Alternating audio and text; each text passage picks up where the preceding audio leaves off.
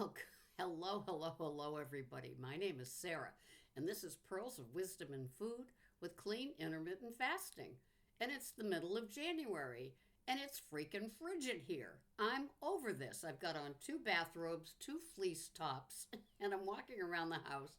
I'm just, I'm going to need smelling salts when I open up my heating bill. It hasn't been in the morning like above 17 for it seems like at least 3 years now. Wham, wham, wham. I can't wait for a heat wave. I will never, ever complain about it being hot again. I didn't before because I love heat because I'm always cold. My hands are cold. I need to take a hand warmer to bed with me. It's so bad. Anyway, enough whining, right? Sheesh. This show This little video should be called Deja Vu all over again. I just keep doing the same thing day after day, week after week, month after month, year after year, and it continues to work for me. So, I'm boring because it's working. And it took a long time to accept that, like, this might be a lifestyle. Clean intermittent fasting, and OMAD, is really a lifestyle.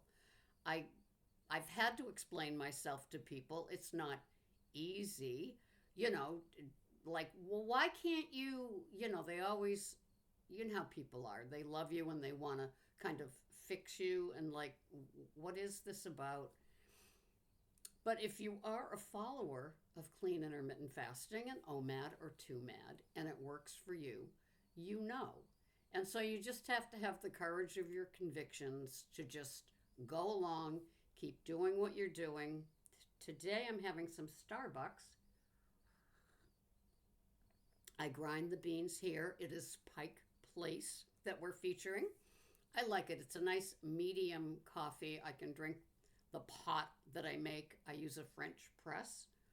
So I fresh ground my beans in the morning and I put 6 scoops of the ground coffee into my French press, and I just have at it. I just love my coffee. I love my life. It's so easy to just have one meal a day. And when I wake up, I'm a routine person. I don't know if it's because I'm older, it's because I'm a Virgo, it's because I'm eccentric anyway. But, I get up and I make my big salad.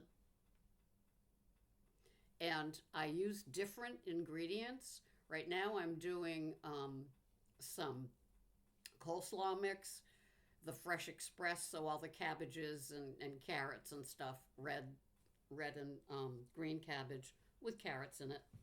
I use that. I use organic red leaf lettuce. I use some green onion. I snip a couple of, those onto the salad. Craisins, gorgonzola cheese. What else? Sometimes I have cut up red cabbage with carrots. I don't today. So every day it's always, some Lil Gems lettuce from Trader Joe's. I just love it. They're like miniature romaine, but they're more like a cabbage. They're really tight. Um, but it's what I have, it's what I feel like having. And I always use the Bragg's dressing, that never changes, some extra virgin olive oil, that doesn't change, and the juice of half of a lemon. So my salad dressing is always the same. I I never have been a fan of the bottled dressings anyway, except the Bragg's marinade one because it's extra virgin olive oil. If you are in your store and you're looking at salad dressings, just read the first few ingredients. They're scary. And then the next 100 ingredients are even scarier. They are words that you can't pronounce. You don't know if it's a chemical, an additive, a sprinkling of whatever. Bottled dressings just scare me. And it's funny when I shop for other people and they get some salad bags or some of the clamshell containers, and then they get their ranch or their chunky blue cheese, and when you read the back of the bottle, you just want to take them and love them and just say, oh, I know you're doing this to be healthy, but seed oils, they're the worst. And forget, white bread and things like that. When it comes to seed oils, they just go right to tearing up your insides and all the good that you do in an effort to be healthy with your nice leafy green salad is kind of lost underneath the seed oils, plus the cooking. Um, the Wesson oil, the vegetable oil, the corn oil, the safflower oil, all of those things, they just aren't healthy for you, and they're in so many processed foods.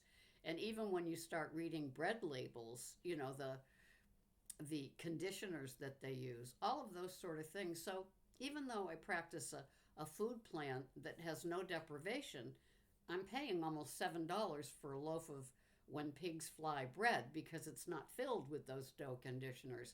It's not filled with the canola oil or worse. It has regular ingredients.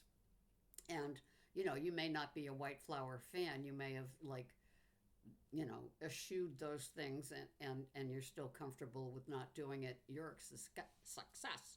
But I like a little slice of bread with some butter and my grass fed butter that I like. I like a baked Yukon. I like a baked sweet potato. I have whatever it is that I want in my OMAD. And getting to the clean intermittent fasting part, the it's once I embraced it. It's like this is so easy. It's so not necessarily easy to get going on it, but simple. I mean, it's like black coffee, plain water. Do that for a whole bunch of hours. I'm in the middle of watching a Dr. Lee, L.I., a famous doctor from Boston, and Mel Robbins. I don't know if you watch her podcast, but she's all about improving yourself, diet, mind, physically. She's a good soul. I was listening to her when she was on like an AM radio station. So she's come a long way, baby, and she's an older woman in great shape, and she really, helps a lot. She has good guests and good ideas, and has the people as guests on her podcast that can really help you do some tweaking. Tweaking is what it's all about. I'm at the tweaking stage of my food recovery. It's pretty much down to clean intermittent fasting with my OMAD, and I tweak. And there's some things that I still, maybe have that would want to give up, should give up, might want to look at giving up. And so I haven't gotten there yet. I'm still, I'm a process in recovery with food. It's funny because my addict, when I'm grocery shopping, my addict is still with me. My addict still thinks that some of the things that I used to have are a good idea. And I know, I've told you many times that when I have something with sugar in it, my right leg has these leg cramps that are like so painful. You would think that somebody came from behind and hit me with a sledgehammer. I can't believe these cramps from sugar. Only in my right leg. It's my left leg has nothing, and people like laugh at me. And it's like, really, how could no? And it's like, yes, it's like this phenomenon. And so, but my addict, when I'm shopping, still thinks a lot of things are a good idea. And I've gone through stages where, like, I love my cottage cheese, I love my yogurt, I buy really good high-end cottage cheese and yogurts like Good Culture. Good Culture is an incredible cottage cheese. But then all of a sudden, I just lose my taste. I don't want any more dairy, um, dairy products like Good Culture, like cottage cheese or yogurt. That's where I'm at now. So my entree or my meal, my OMAD, I usually have it when I get home from work, between 1 and 2 in the afternoon. And I don't snack in between. And between with the clean intermittent fasting, it's just the black coffee and it's just the water. So when I sit down to my meal, I'll have my salad. I put the dressing on it. Yesterday, for example, I had a center cut pork chop with a lovely lovely outer part of fat. And I cooked it in butter and coconut oil in my hex clad high sided pan. I guess you'd say it's frying, but I like to think of it as just, sautéing or something. I don't like that word fry. But anyway, I had that. And then I had a slice of When Pigs Fly bread with butter. And I had an opal, which is that yellow, sweeter than Golden Delicious apple, but I like the size because it's not big, and it's the Goldilocks size for me. And then my Colby Jack cheese stick, and it was enough, and it was great, and I enjoyed it. And then I had a nap. So that's how simple I keep my meals. I love things like pub burgers, which are just they slice them, they open up a tube and then they slice them. I love pub burgers, just medium rare, once again, cooked in the hex clad on top of the stove, medium rare. I'm happy with my salad. Sometimes I like asparagus, sometimes I like roasted Brussels sprouts as well, but I just keep it nice and simple. A hunk of protein, a salad, a little piece of fruit. I got some Bartlett pears that I'm waiting to get a little bit riper. And every now and then I like my banana. I like my sliced banana. So sometimes I will have both the opal and a small banana because they really equal like 1.5 fruits because they're both kind of tiny. And then I'm happy. I'm satiated. I'm purring. I'm ready for my nap. And then I do it again. So anyway, I'm listening to Mel Robbins and Dr. Lee. And you can look up Mel Robbins. It's from 2 weeks ago. So Dr. Lee, L.I. And the part where I paused it yesterday when I stopped watching it was they were talking about intermittent fasting. And she said, "Oh, is it good?" And he said, "Yes, but." So I haven't gotten to the but part. But, oh, that was intended? No. Anyway, so he's talking about a normal person, which I'm not, that eats between 7 and 8 at night. So they eat for their hour and then they're done at 8. And he's explaining that means nothing else. No drink, no alcohol, no anything flavored, nothing after 8 o'clock when you finish eating. Your last thing in your mouth is at 8 o'clock. And he said, and then you go to bed at 11. So you've had 3 hours of active fasting before you go to bed. And then you sleep from 11 to 7. So there's 8 hours. So you add that with the 3 and it's 11 hours. And he said, you wake up at 7. He said, don't have anything for the first hour. And I think he's talking about having another meal at that point.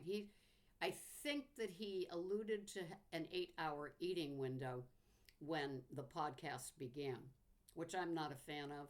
But if it works for you, good. If you have your 2MAD and it fits in, or maybe it's 6 hours, maybe it's 4 hours, whatever it is, as long as it works for you and you're not mimicking somebody else's food plan or success because they say it's so, right? Find what works for you to give you the results that you want. It could be a settling of the head.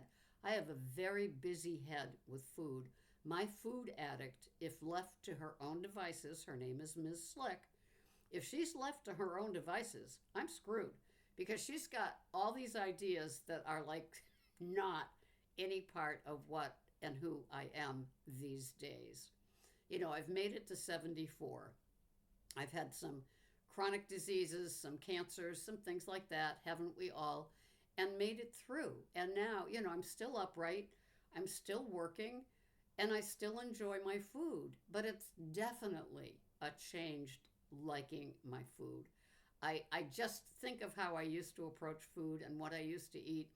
And it's so funny when I walk by the bakery and they have all these like 7-layer cakes with the filling and cake and the filling and the cake and the filling and the cake, and even the cherry on top of the slice.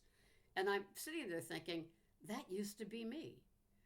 That ridiculous, it has the calories on it, 1,030 calories for the slice. And I'm like thinking, I used to have those things. I used to eat bowls of Toll House cookie dough way back when, not in the last 20 or 30 years, but I definitely was a cake hound.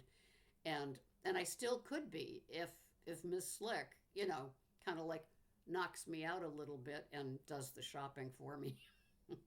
So it's definitely changed. I look forward to things. I really look forward to the opal apples in season. I look forward to that cheese stick with it. I don't know why, but I feel kind of elegant, like it's a French dessert. And I'm going to have, I've got some other little, they're not cheese sticks, they're like cheese hunks. They're like little squares, like cut from um, a piece of cheese, a larger piece.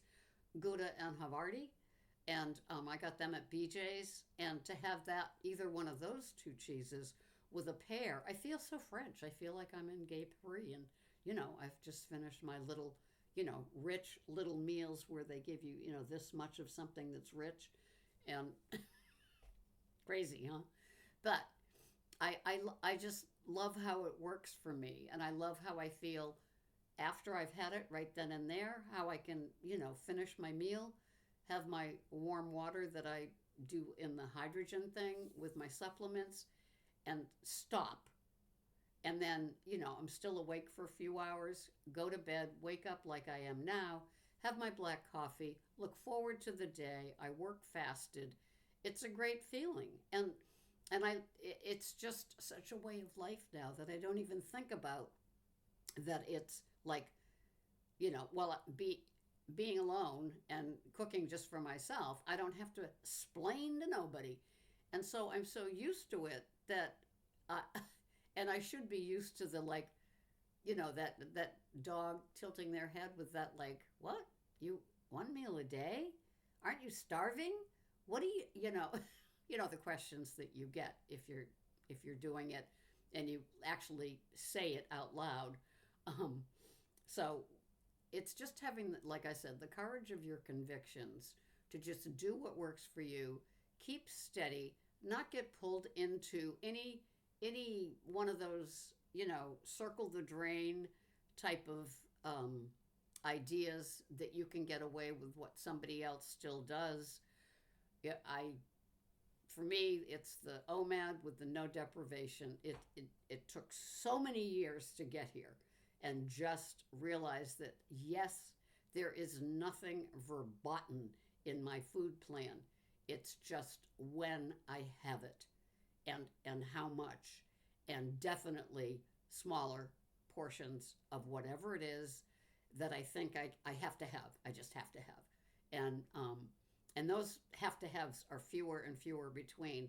I look more forward to that piece of fruit and that little cheese at the end of the meal than something that's going to make my leg have that awful cramp again. So I just keep doing what I'm doing. I love my big salads still, never get tired of them. The pork chop yesterday was divine. I cooked too, so guess what I'm having today? It all works. And so I just skip merrily along, and it's a deja vu video where I just keep, encouraging you to find your jam, find your jelly, find what works, and stick with it and tweak as necessary. We are works in progress. So enjoy your week. I will see you here again next Friday. This has been Sarah, Pearls of Wisdom and Food, with my clean intermittent fasting and OMAD, blah, blah, blah. Thanks for listening. Bye-bye for now.